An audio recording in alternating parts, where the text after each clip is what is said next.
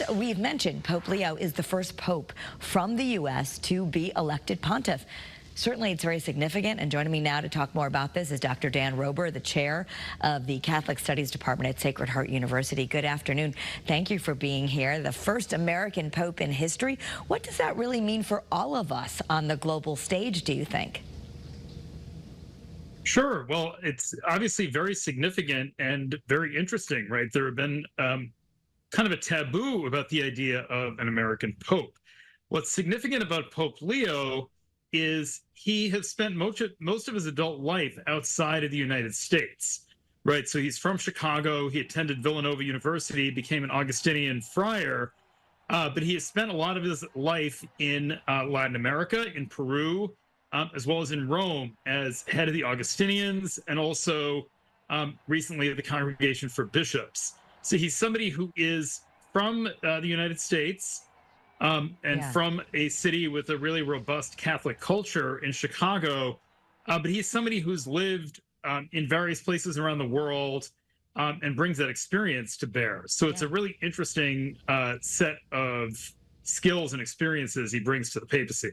Yeah, you know, this wasn't a name that everyone was talking about. Did this come as a surprise to you and to a lot of folks, do you think?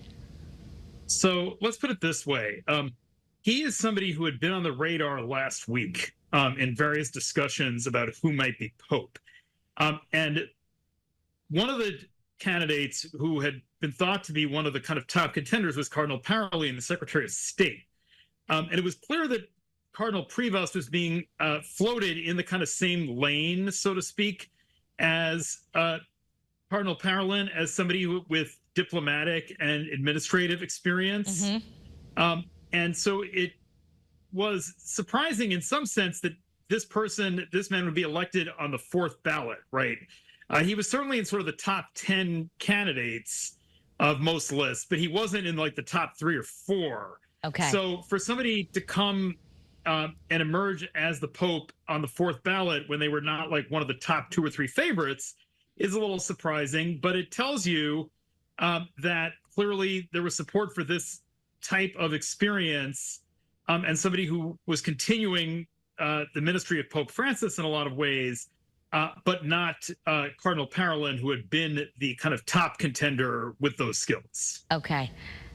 Dr. Daniel Roeber, thank you so much for being with us. And of course, we're going to continue much more analysis on the evening news here on Eyewitness News. Also tonight on CBS Evening News at 6:30, Norah O'Donnell, who actually just interviewed Pope Francis before he died, Maurice Dubois and Tony Dokoupil are live in Rome. They've been giving us extensive eyewitness reporting. Also coming up at 4:30, we will have a local priest who talks even a little bit more about the direction of the church with this Pope.